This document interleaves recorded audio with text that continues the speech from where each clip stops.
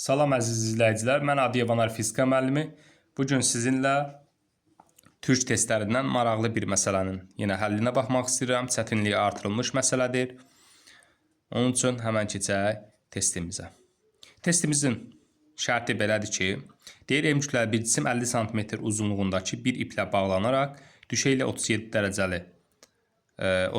dərəcə bucaq açı yapacaq şəkildə yatay düzülmədə sabit sürətlə döndürülüyor. Buna görə cismin periodu kaç saniyədir? Bu şəkli verib, cismin bizdən periodunu istəyir. O zaman keçək məsələmizin həllinə. Baxaq. Deməli, məsələmiz belədir. Belə bir bizim çevrəmiz var.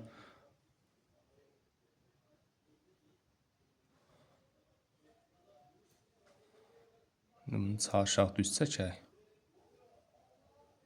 Burada da bir M kütləli cisimimiz var.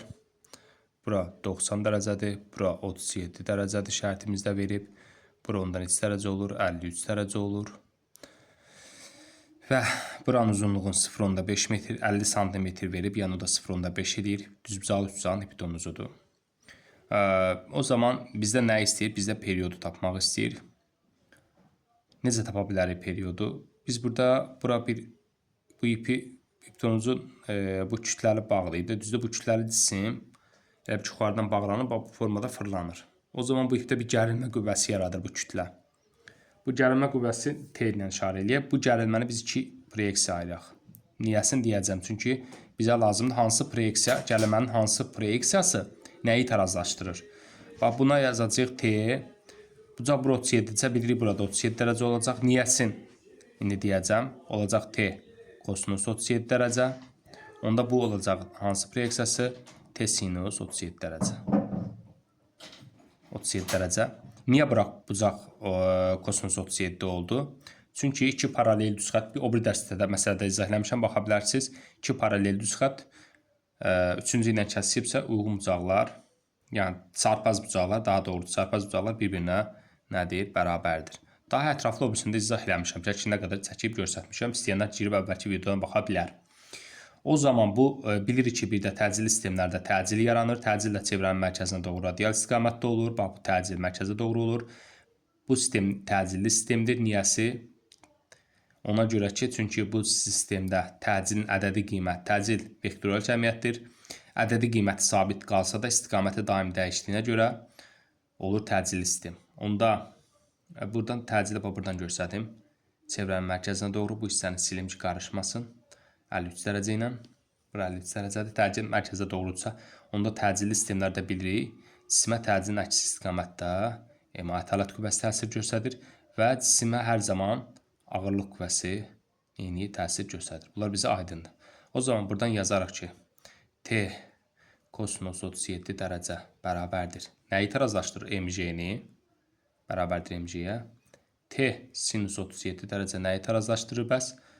T sinus 37 dərəcə EMA-nı tarazlaşdırır. EMA.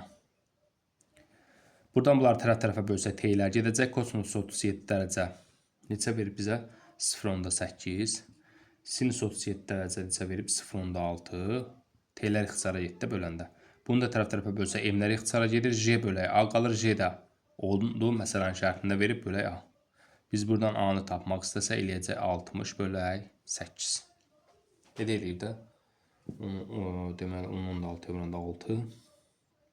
bölək 18 eləyir. Bəli, 60 bölək eləyir 8. Biz burada A-nı tapdıq. Gəlin, belə bir düsturumuz var çevrə boyunca hərəkətdən yadımızdadırsa. A nəyə bərabərdir? Omega kvadrat yerə. Omega bəs nəyə bərabərdir? 2 bölək T deyilmi? Onda kvadrat olacaq da 4 pi kvadratı bölək T kvadratı bura verir. Aha, bizə buradan A-mız var. T-ni tapmaq üçün pi-miz var, 4 var. Bir dənə R lazımdır. R də bilirik, bax, buradan bura qədər də çevrənin mərkəzinə. Mərkəzi ilə kənar hər hansı səttin birləşdirən düz xətt parçasıdır. Bax, bu radiusdur.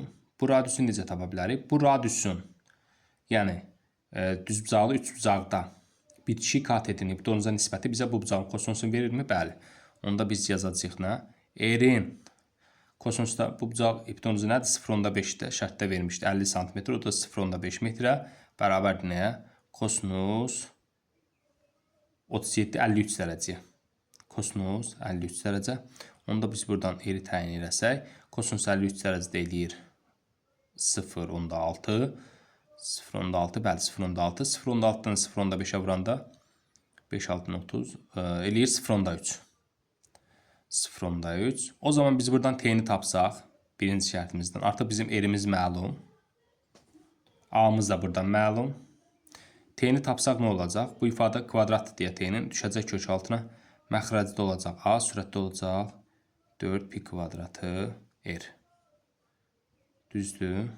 Bəli. Onda bu ifadəni biz sadələşdirsək nə baş verəcək? 4 vuraq, pi 3'lü kvadrat edir 9, r 0.3'dür. Bölək A da 60 bölək 8'də 8 qalxacaq sürətə. Bunu da sadələşdirsək, bu 0.3'dür deyim. Deməli, onun 2 onludur. Ne kadar gidin? Eləyir kök altda.